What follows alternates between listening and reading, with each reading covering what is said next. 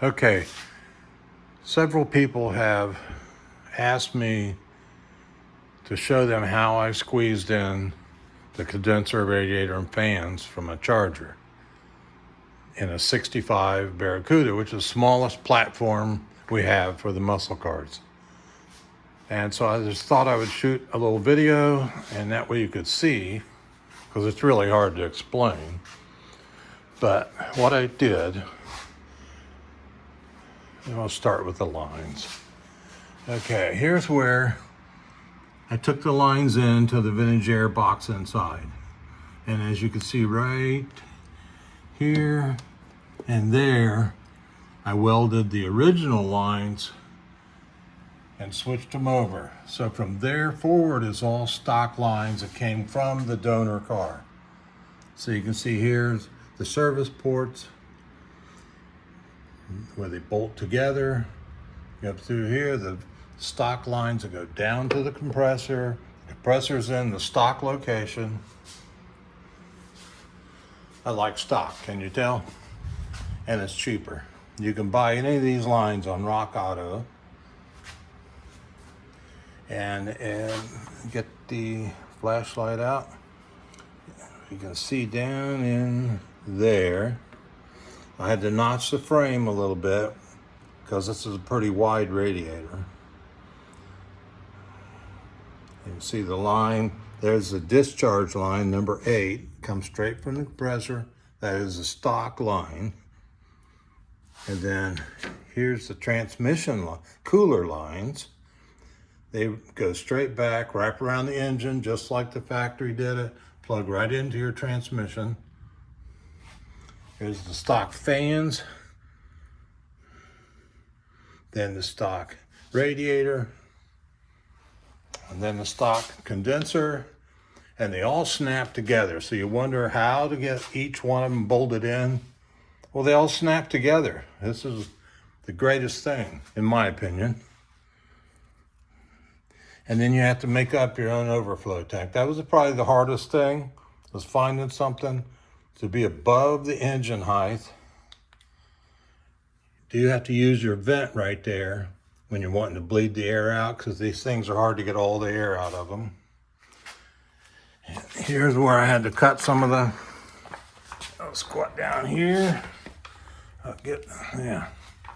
All right, so see, I had to cut out some of my cowl here in front, because that's the accumulator for the stock condenser.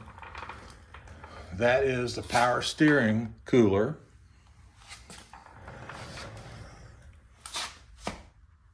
That's stock, bought it on Rock Auto. And then here is the condenser, and there's where your transmission cooler lines snap in. That's stock. Like I said, if it's stock, then you know it's going to work, because we all try to say, well, I wonder if I have enough radiator. Well, I'm running a stock motor, so I'm running all stock components here, and that way I know it's going to be enough. If it's enough for a cop car to sit around and idle all day, it's enough for my car. And you see down here, just made it. Had to trim some things back here and there, cut some holes bigger to bring the lines through.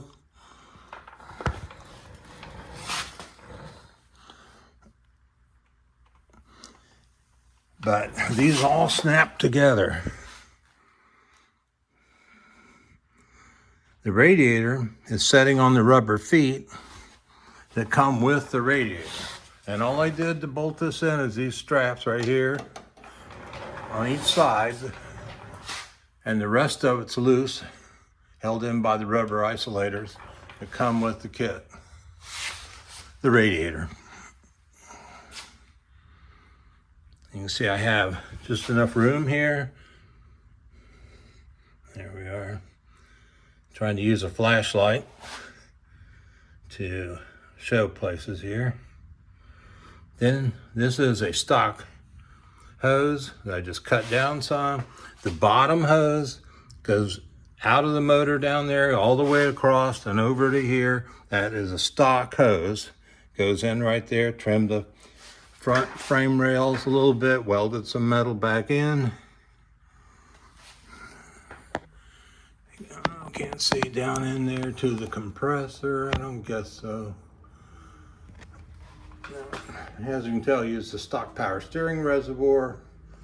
I mean, if I could use it off the donor car, why not? But I keep trying to tell people this is the easiest and cheapest way to do it and use all stock parts that you can buy on Rock Auto. The radiators are a little over $100. The fans are a little over $100. The condenser is a little over $100. You know, maybe $400 altogether. And it's called severe cooling. And this is for an 07 Charger. It's a 07 Charger Hemi out of a wrecked cop car from Knott County, Tennessee, is where the donor car came from. Even used the brakes out of the Charger. But like I said, everything is stock, just back to where I converted and welded them to the regular lines, and you can crimp your own ends on and go in through there and back to the evaporator or the vintage air box. Now I'll get on the floor and show you a little bit of that. Okay, here we are under the car.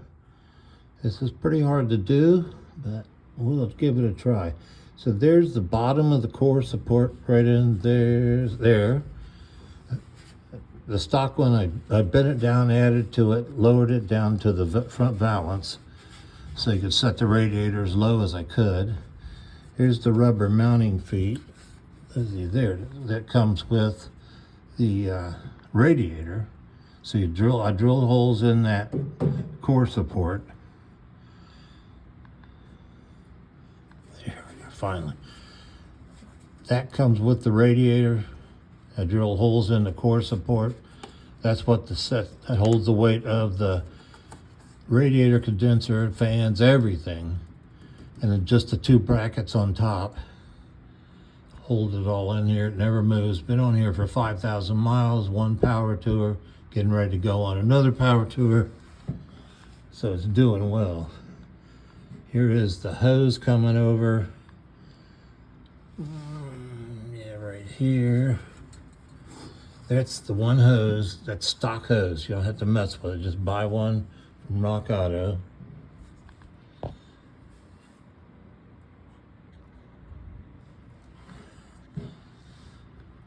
This is your high pressure line coming out of the bottom of the condenser. That goes straight up, the firewall goes up, and then I welded that one into the stock vintage air lines that you make up yourself and crimp them after the service port. So I have both service ports, high and low, upstairs there. And that's what it looks like from underneath. All right, we'll talk about cost. So this universal condenser, vintage air, what are they, 300 or so? Radiator, custom radiator, you know, anywhere up to $1,000. Fans, you gotta buy them. They're $100 a piece or so. Now this is on my other CUDA. Has a 408 stroker in it. But you see, it's a real problem with these small cars to squeeze all this in here. I only have, I think I measured 4.5 inches from the core support to the front of the pulley. I would much rather run a fan, a clutch fan and a shroud, but there's no room for that. So we'll go back to here. Like I was saying, here's all it holds in, but that's kind of like factory did it. They mount them loose and then just have a support on top. You can't bolt these things in because they have to expand and contract. So if you bolt one in solid, it'll just bust it.